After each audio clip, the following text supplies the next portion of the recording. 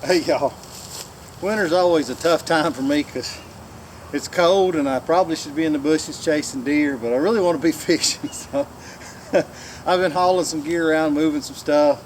I just got these 3 rods off the dryer the other day, and that's kind of what I wanted to talk to you about was custom rods. I mean, do you really want to dive off into that? And several years ago I got into the custom rod pretty hard. And to me, there's pros and cons. Now the pros are I can build what I want, how I want. You can go as expensive as you want, you know, or whatever.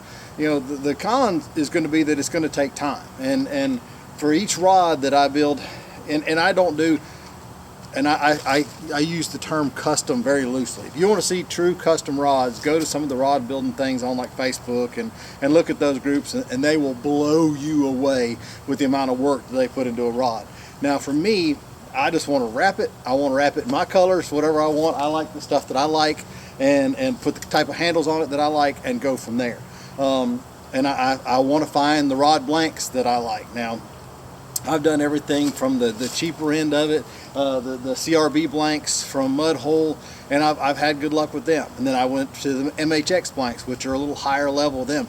These are Rain Shadow Revelations, and oh my gosh, I cannot wait to get these things on the water. And I blame again Jameson Redding, who is a bad influence on everything that I do, but Jameson fishes Rain Shadows, and he uses Revelation. I think he uses the Judge. They go up. The Revelation is on the lower end, which is like super tough, which is what I need, and very utilitarian, which is what I need. So but I mean, they're extremely light, super sensitive, super strong. Now he pairs his with carbon grips, which are wonderful, and titanium guides, which are yeah, I have a little bit of green envy on some of his gear, but for me, you know, I wanted to do just strong. You know, this is the F-150 work truck type. You know, this is what I wanted, was something that was very, very good, very, very strong, very, very utilitarian, that can handle everything from being thrown up in the back of a truck, bounce around a kayak, to bounce around in the big boat, you know. And the benefits of building your own customs is you can, one, if you're vain enough like I am, I like my greens and blacks, so I wanted to do them all in the greens and blacks, and then I've got some that are chartreuse and some that are grays, but I like these colors that I do. So yes, that's the vain side of it. The other side of it is I can set my handles exactly like I want. You know, for us kayakers, we can't have a whole lot of handle, you know, that's going to create problems, so I can adjust and move what I want to custom fit them for me in the kayak. Now, I like the way they balance. Now this is one of the bigger rods that I built, but I like the way they balance. They sit in the hand well, which is going to really, really help for sensitivity and stuff like that. Now, on the con side of that, I mean, you see, I can go to and go through a bunch of rods, and I mean, this is an H2O Express. It's a little lesser expensive rod. I think it's about $100, and to me, yeah, that's. I know, oh my gosh, I mean, let's see, this here is the reason this one was built, was to replace this.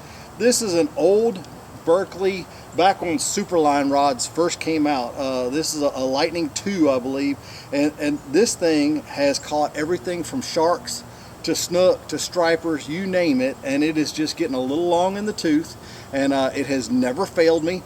But I know that I could step up from that. So this one is getting retired. It is not getting thrown away. It's getting retired to a place of honor.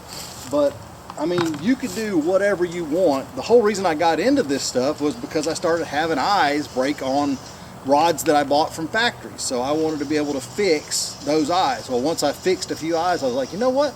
I could build my own. So that's when I started, you know, buying the different kits, and then like Mud Hole has an entire kit where you can just go in and say, all right, this is the rod I want, and then you pick your eyes, your handles, and go out, and you have everything you need to build that. And it's not that difficult. I mean, once you get into it, what I actually did for Angie was I just took a regular rod, but I know that she likes, you know, pinks and magentas and stuff like that. So this was a store-bought rod, and I actually just went over their wrappings with a custom color just for my darling. You know, I mean, that's the kind of stuff us husbands do for our babies. But I wanted to have something like that. Now the con side of that is if you break this one from the store, you're mad. I mean, it hurts to break a rod. You know, if you break these that I spent, you know, 3 or 4 or 5 hours in building, and you do that, then you are heartbroken, very, very angry, and then heartbroken again, because I do not like to break my own rods, and I don't like to break a rod, period. But when you break one that you spent time building, yeah, that really sets us. That, to me, that's the biggest con of anything with the custom rods. And I went for a long time without breaking a rod, and then all of a sudden I ended up breaking 2 bait casters by hitting them when I cast, and I cut them in half.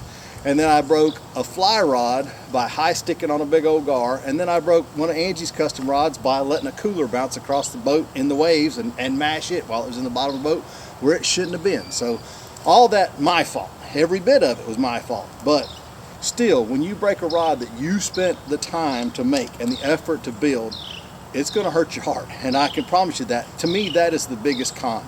Now, like I said, you could spend whatever you want to. When all said and done on these rods, now I found these at Get Bit Outdoors. They were on a tremendous sale.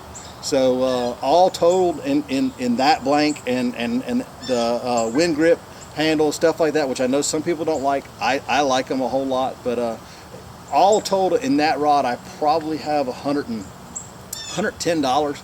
But I mean, if you were going to buy that one, you know, you'd be in the several $100 range for buying that rod and that blank. So I like what I do, and being able to build them for me. Plus, it's just cool when you catch something on something you made. I mean, it really is. When it's just like catching something on a fly you tied, you know.